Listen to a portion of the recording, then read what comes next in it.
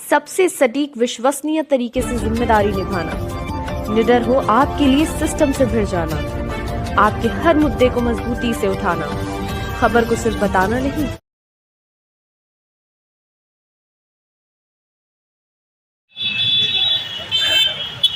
देखिए, भारतीय उद्योग व्यापार मंडल ने आज कानपुर के जो सांसद हैं रमेश अवस्थी और सरदार गजेंद्र सिंह ने काफ़ी मेहनत करके और यहाँ पर कोपरगंज जो है यहाँ पर बुलाया है।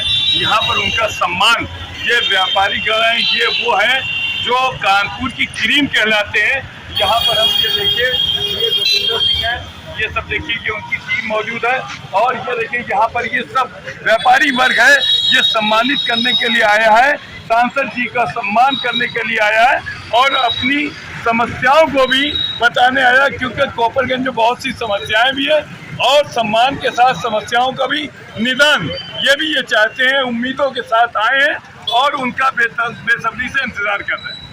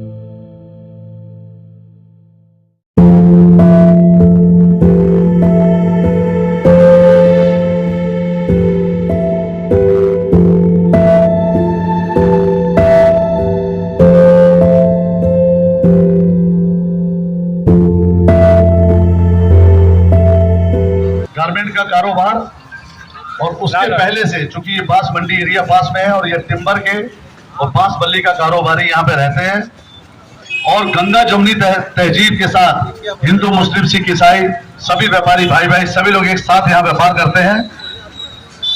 1984 का दंगा हो या 1992 का दंगा हो, उस चौराहे से उस चौराहे तक होता रहा, लेकिन इस चौराहे से लेकर और इस चौराहे तक किसी भी दुकान पे आज तक किसी ने कोई आगजनी या कोई भी घटना नहीं हो। ये बहुत बड़ी बात है और इसके लिए सब जिम्मेदार है तो आप सब हैं। माननीय सांसद जी, जिस समय आप यहाँ आए थे उस समय हमें यकीन था जाकर दिल्ली में और केंद्रीय मंत्रियों से मिलकर कानपुर को अपना पुराना गौरव वापस दिलाने के लिए प्रयास कर रहे हैं। हम आपके बहुत बहुत आभारी हैं। भारतीय उद्योग व्यापार मंडल और टिम्बर उद्योग व्यापार मंडल आपका सदैव आभारी रहेगा। जिस तरह से आपने ये मैच लाकर और टेस्ट मैच, ये टेस्ट मैच एक टेस्ट मैच नहीं था, ये पूरी दुनिया में एक कानपुर का नाम गया है, क्योंकि टेस्ट मैच को हो या क्रिकेट मैच को पूरी दुनिया देखती है और इंटरनेशनल मैच की वजह से आज पूरी दुनिया में पहचान अगर कानपुर दिलवाई तो उसके लिए आप बधाई के पात्र हैं। आप सदैव हम लोग के ऊपर ऐसे ही अपनी कृपा दृष्टि बनाए रखे और जो लोग हमेशा ये बात कहते थे कि प्रत्याशी, आज उन लोगों को बहुत तोड़ जवाब है कि हमारे रमेश अवस्थी जी ने जब से यहाँ के इतिहास में पहली बार झूठ इतनी ज्यादा मात्रा में बिका और लोग उनके बहकावे में आ गए। इसी कारण उत्तर प्रदेश में भारतीय जनता पार्टी जो चाहती थी वो उतना अपेक्षित रिजल्ट हमें नहीं मिला।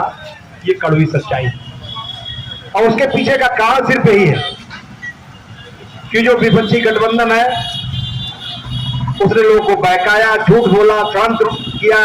8,500 रुपया सबके खाते में पहुंच जाएंगे, संविधान खतरे में है, आरक्षण खतरे में है, तमाम ऐसे मुद्दों पर उन्होंने चुनाव लड़ा जो बिल्कुल आधारहीन और झूठ से भरे हुए।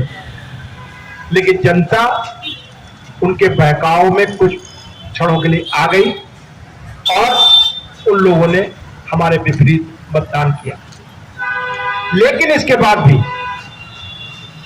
यहां जो विपक्षी गठबंधन ने जिस तरीके से झूठ फैलाया, तमाम हथकंडे अपनाए, लेकिन कानपुर की जनता उनके बहकावे में नहीं आई और आप सब लोगों ने भारतीय जनता पार्टी को ऐतिहासिक विजय दिलाई। ये 21,000 की विजय नहीं है, ये 2 लाख से ऊपर की विजय है। जो आप सबको पता है कि जो हमारे पास में अकबरपुर की सीट है वो हम लोग 2,85,000 से जीते थे और इस बार 44,000 की, यानी कि लगभग 2.5 लाख वोट कम हो गए। वही कमोबेश स्थिति उन्नाव की है, वही इटावा की है, वही जालौन की है और वही फतेहपुर हो, चाहे प्रतापगढ़ हो, चाहे कौशाम्बी हो, तमाम जगह आप जानते हैं 2.5 लाख लगभग वोट, 2 से 2.5 लाख 3 लाख वोट हमारा इन लोगों ने झूठ बोलकर फरेब कर षडयंत्र करके ऑटोमेटिक घट गई। और हमारी जीत 2014 में 2,60,000 की थी, 2019 में हम 1,55,000 जीते थे और वोट घट गया लगभग 2.5 लाख। उसके बाद जो थी वो 1.5 लाख वोट, जो हमारा 1,55,000 वोट था और 2.5 लाख कटा, तो 1 लाख का हमें शॉर्टफॉल, 1 लाख से हम सीधे सीधे हार रहे हैं। लेकिन कानपुर में और आप लोगों ने, व्यापारी वर्ग के हमारा साथियों ने, आम जनमानस ने वो 1.5 लाख वोट कवर किया और नीचे की पायदान पर आ गया। ये कानपुर का दुर्भाग्य है, कानपुर को वो नहीं मिला जिसका कानपुर हकदार था। ये जरूर है कि भारतीय जनता पार्टी की जब से डबल इंजन की सरकार आई तब से कानपुर के विकास के पहिए की गति आगे बढ़ी है। उसी गति को हम सब लोगों को मिलकर आगे बढ़ाना है। मैं अभी एक कार्यक्रम में मैं बता रहा था कि 3 दिन पहले मैं एक बड़े कार्यक्रम में उपस्थित था, वहां हमारे भारतीय जनता पार्टी के और आप जैसे लोग साथ इकट्ठे हुए थे। उनमें हमारे पार्टी के वरिष्ठ व्यक्ति ने आकर मुझसे पूछा कि सांसद जी आपको निधि कितनी मिलती? तो मैंने कहा भाई 5 करोड़। बोले हम चाहते हैं कि इस निधि का सदुपयोग हो और एक टीम बना दी जाए और कई ऐसी विकास योजना है जिसपे हम लोग अगर काम करेंगे तो जिसमें 1150 दुकानें लगातार जलती रही और 1 हफ्ते तक वो दुकानें जलती रही और जिसमें 7 कॉम्प्लेक्स उसकी चपेट में आके पूरी तरीके से ध्वस्त हो गए। 2500 करोड़ रुपए का व्यापारियों का नुकसान हुआ और लगभग 5,000 व्यापारी और उनके कर्मचारी, 10,000 लोग प्रभावित, 15,000 लोग प्रभावित हुए।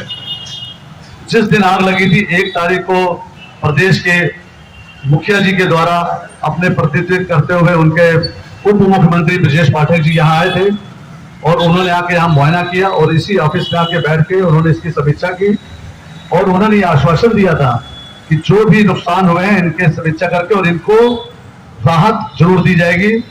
लेकिन कानपुर में एक उस समय जो हमारे डीएम महोदय ने एक कमेटी गठित की थी जिसमें 5 लोग थे, उसमें एडीएम फाइनेंस राजेश कुमार जी भी थे और जीएसटी के एक अधिकारी थे। लेकिन लगातार उन्होंने उनसे कहा गया था लिस्ट बना के, तो उन्होंने लिस्ट नहीं दी, जिससे आज तक किसी को 1 भी रुपया जो है कोई मुआवजा नहीं मिला।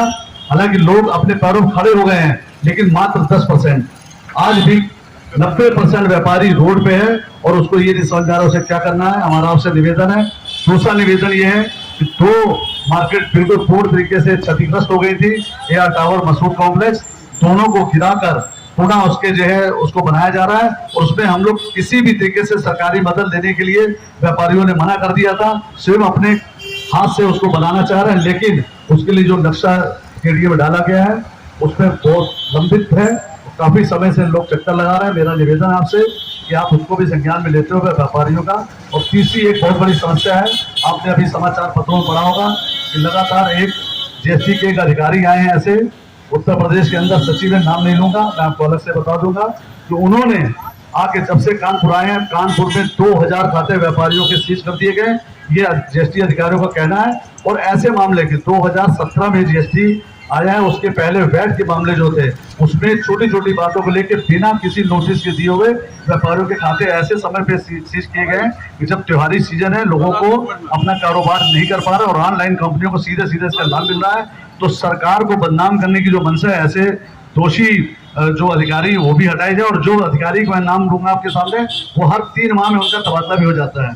और उन्होंने रेवेन्यू, जबकि जितना रेवेन्यू चाहिए था जीएसटी का सरकार को उत्तर प्रदेश में, उसका 125% का कलेक्शन हो चुका है। उसके बावजूद भी उन्होंने एक ऐसा दबाव बनाने के लिए अनधिकृत तरीके से जो है लोगों को, व्यापारियों को परेशान किया जा रहा है। मेरा आपसे निवेदन है, और इसके साथ ही मैं चाहूंगा कि आपके संज्ञान में ये बात डालते हुए हमारे व्यापारी भाई जो हमारे बीच मौजूद हैं, मैंने कहा था कि आज इस प्लेटफॉर्म से आपको जरूर इस बात से अवगत कराएंगे, क्योंकि सम्मान समारोह का, और मैं इनको धन्यवाद देने में आया था, क्योंकि चुनाव जीतने के बाद मैं नहीं आ पाया था, और ऊपरगंज के सभी व्यापारियों ने चुनाव में बहुत मेहनत की थी, और उन्होंने मुझे यहाँ का सांसद बनाया, तो मेरा फर्ज था कि मैं उनको धन्यवाद दूँ।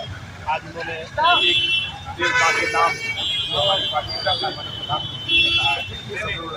उसके तहत सभी व्यापारियों को एक पेड़ भी गिफ्ट दिया है, और साथ में ऊपरगंज की कई समस्याओं पर यहाँ पर बहुत बड़ा एक अधिकार हुआ, वहाँ पर अपनी मुआवजा नहीं था, और तमाम भी समस्याएं हैं, उनके लिए इन्होंने एक पानी दिया है।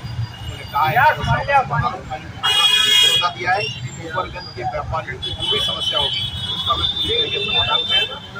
कानपुर के विकास के लिए क्या आपने अभी तक किया? ये विकास के तमाम लोग, कानपुर जो है कभी मैनचेस्टर ऑफ ईस्ट हुआ करता था, बड़े 5 शहरों में देश मिसाल था। कानपुर के पुराने गौरव, पुराने वैभव को वापस लाने के लिए हर प्रयत्न किया जा रहा है। कानपुर में पंचगढ़ में पंद्रह से लेकर और तक एक रेलवे का प्रोजेक्ट कराया गया है, 950 करोड़ रुपये का प्रोजेक्ट है। आगे भी कई ऐसी योजनाएं हैं जो कानपुर के विकास में कम समय में ज्यादा आपने काम करा दिया, इसका श्रेय किसको जाता है? माननीय प्रधानमंत्री जी को माननीय आपको नहीं आता क्या? आप जानते हैं कि लाल इमली जो कानपुर की पहचान थी, सब लोग के अनुरोध पर आदेश दिया या घोषणा की है। इससे उन्होंने कानपुर की पहचान को वापस करने की घोषणा की है। इससे हम सब लोग कानपुर के लोग चाहते हैं कि लाल इमली वापस हो, लाल इमली कानपुर की पहचान है। तो कानपुर भविष्य में विकसित कानपुर होगा। आप हमारे सरपंच हैं, आप हमारे मुखिया हैं, हम आपसे ही अपनी बात कहेंगे। आपने जो भी समस्याएं अपनी 3 रखी हैं, मैं आपको भरोसा दिलाना चाहता हूँ, तीनों समस्याओं पर गंभीरता